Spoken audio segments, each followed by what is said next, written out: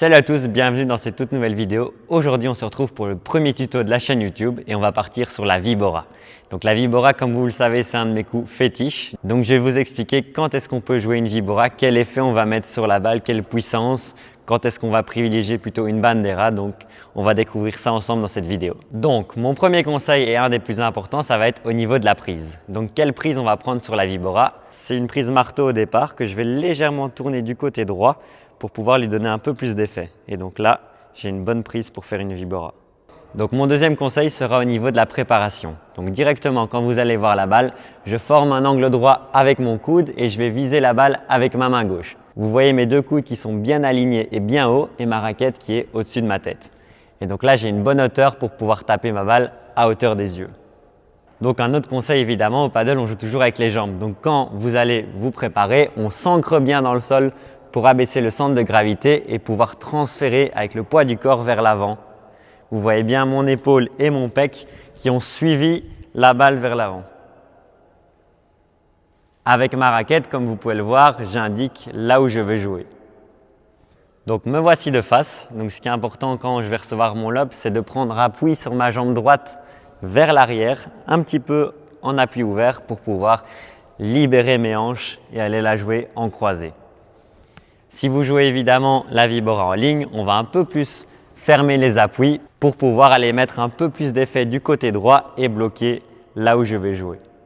Ça va, donc ça c'est important, les prises d'appui un peu plus ouvertes quand vous croisez et quand vous allez la jouer en ligne, on ferme les appuis en ligne et on est bien pour la jouer parallèle. Donc me voici balle en main pour vous parler de l'effet. Donc quel effet on va mettre pour faire une belle Vibora qui roule au sol? Une fois que la balle va tomber à hauteur des yeux, c'est important d'aller trancher la balle et d'aller lui donner un effet latéral. Donc si vous ne savez pas ce que ça veut dire trancher, c'est d'aller avec l'avant de la raquette, donc c'est ceci la tranche, vers la balle et de créer cette rotation latérale.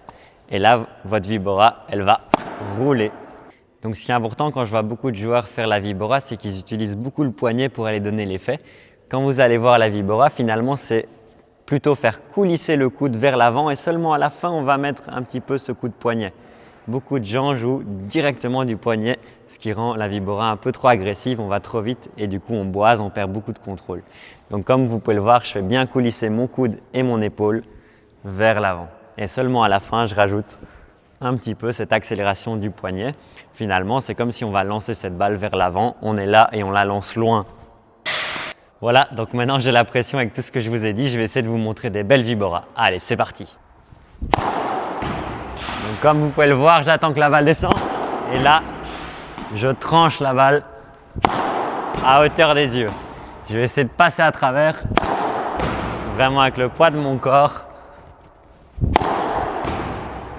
Comme vous pouvez le voir, mon coude est bien haut. Donc mon bras gauche vise la balle et il va vraiment être parallèle par rapport à mon bras droit. On va essayer de bien lui mettre de l'effet pour qu'elle roule au sol. Donc au niveau de la longueur, ce qui est très important à la Vibora, c'est qu'elle rebondisse au moins derrière la ligne blanche parce que comme il y a beaucoup de joueurs de tennis, ils aiment bien la bloquer en demi-volée. Donc la meilleure profondeur de balle, c'est d'office derrière la ligne blanche. Donc au niveau du rebond, on va d'office jouer derrière la ligne blanche pour éviter que le joueur arrive à la bloquer en demi-volée. Donc évidemment là, j'en vais que des Vibora rapides. Il y a aussi la Vibora lente qui va remplacer la Bandera parce qu'on n'utilise plus trop la Bandera parce qu'elle est un peu trop plate et l'adversaire s'attend. Comme le paddle se modernise de plus en plus, la Vibora, on ne sait pas trop si l'adversaire, quand il prépare, est-ce qu'il va l'attaquer ou est-ce qu'il va plutôt faire une Vibora lente un peu comme Chingoto fait super bien. Donc quand est-ce qu'on va pouvoir jouer une Vibora lente ou une Vibora rapide? La Vibora rapide, c'est évidemment quand vous êtes les deux pieds ancrés au sol sur un lob raté, on envoie vraiment pack. La Vibora à fond, on essaye qu'elle roule au sol. Et la Vibora lente, c'est plutôt quand on est en déséquilibre vers l'arrière, on va sauter, faire une Vibora lente pour reprendre directement ce filet. Donc c'est vraiment, comme vous pouvez le voir, Chingoto, il le fait vraiment bien. Il est là, il saute, il la fait lente, directement il est au filet pour faire une volée. Et au moins, il n'a pas perdu le filet. Qu'en utilisant la Bandera, il risque par une balle un peu trop lente et trop plate, avoir une balle dans ses pieds et il ne va pas pouvoir reprendre ce filet. Donc là, je vais faire une Vibora lente, je suis hors position et ensuite, tac, je suis bien mis pour faire ma volée. Donc quand est-ce que je vais opter pour une vibora croisée ou une vibora en ligne? La vibora croisée, je vais la faire un peu plus quand le lobe sera au niveau de la ligne blanche du T.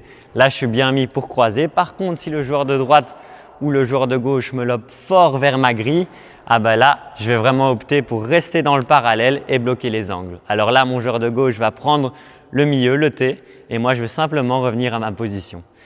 Ici, si à la grille, je recroise, mon joueur de gauche va devoir coller son parallèle et moi, je vais devoir parcourir un peu plus de distance pour reprendre le filet. Donc, ce qui va faire que si c'est un bon joueur, je n'aurai pas eu le temps de me replacer au bon endroit et la balle sera derrière moi. Donc, c'est pour ça quand on est hors position, fort vers la grille, j'opte pour jouer la vibora parallèle et là, je suis plus rapidement au filet. Si le lobe est vers la grille, je joue en ligne et je suis directement bien mis pour faire une volée. Me voilà transformé en joueur de gauche. Donc à gauche, moi je vous conseillerais de 90% du temps faire votre vibora croisée. On va essayer de viser la double vitre et le revers évidemment du joueur de gauche. Comme ça, il a un petit peu moins d'angle et le revers, c'est souvent un peu le coup le plus faible. Et à l'exception, vous dire que quand vous avez un lobe un petit peu raté, pour changer quand le lobe sera ôté, de temps en temps, je peux opter pour la vibora décroisée. Il faut vraiment qu'elle soit très rapide et rasante parce que si elle est lente, comme je suis hors position, l'adversaire, souvent c'est un droitier, avec son coup droit, bam, il me punit dans le coin. Donc voilà, j'ai mis un plot à viser. Donc on va voir si j'arrive à le toucher.